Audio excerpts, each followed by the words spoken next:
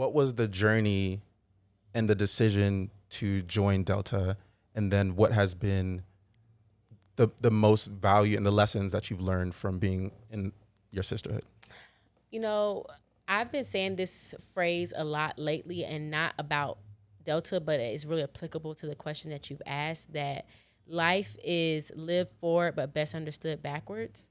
And that is so applicable to the question you just asked, because first of all, I was interested in Delta because I had just grown up and just seeing like different Black women in my church or community, like kind of just being the bold ones that were stepping up and doing things and just making a difference and just walking with this like essence and just this confidence that I was attracted to. And a lot of them were Delta women, and it was just really had an influence on me. So that's what piqued my interest in even joining. And then of course I did my own research to figure out, hey, what is this organization really about? What do they really stand for?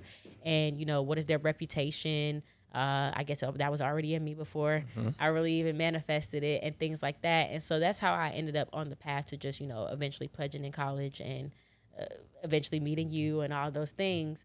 But what I've taken away from it is the part that I'm talking about being lived forward but understood backwards. Because to be honest, you know, when we were in college, I think we took our relationship, our dynamic for granted. Like, yeah, we were there for each other because that's what line sisters do. But we were there for, I mean, we couldn't have got through the process without each other, of course, right? But then after you get off, you don't need each other. Oh my gosh. After you get off, you don't need each other in that same way. Of course, you still, you know, you hang with them a lot. It's you all got symbolic. chapter. But but that part of needing each other literally to cross this line, that part we didn't, you know, it wasn't as, the weight of it wasn't as heavy.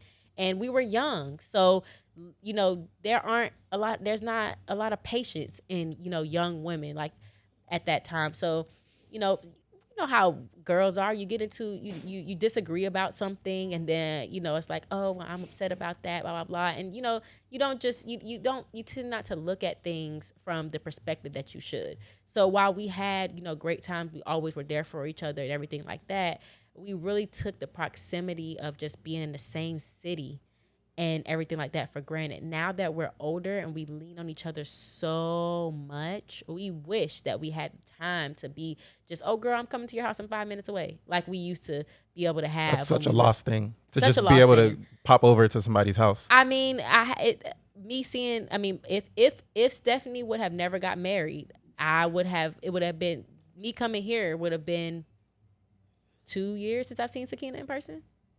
So that just wraps it up for you right there. You know, that's just how life ends up working. And so I didn't ever imagine when we all got together, I didn't ever imagine all the trials that we had to go through to get to cross and all stuff like that. I didn't ever imagine that they would be such pillars in my life 10 years later, because we're approaching 10 years now. Sure, we know we're line sisters for life. Yeah, that's cool to say, but there are a lot of lines out there where it's like, okay, yeah, we're line sisters on paper, but I don't even talk to them anymore, blah, blah, blah. Like, that was my college thing, and that's not my life now. No, those are my real life sisters. Like, my sister, Keisha, is my OG, my first best friend. Nobody could take her place. But they're right behind her, because they have literally been with me through every phase, truly, pretty much, of adulthood that matters. You know, and I would not have, you know, it's not just about the strolling and the, oh girl, happy Founders Day. It's about, I am struggling. I am not going to make it. I am crying. I can't stop. And I still got your back. I'm still here. I'm going to make a way. I'm going to figure out how to help you. I'm going to figure out how to pray for you. I'm going to do whatever that I can. I would not be, you know, I could credit my upbringing. I could credit, you know, that thought in my head that said, oh, well, why can't you meet this person? I can credit all of these different things, but I would not be who I am sitting in this chair today without this organization and those 12 ladies. For sure not. That's beautiful.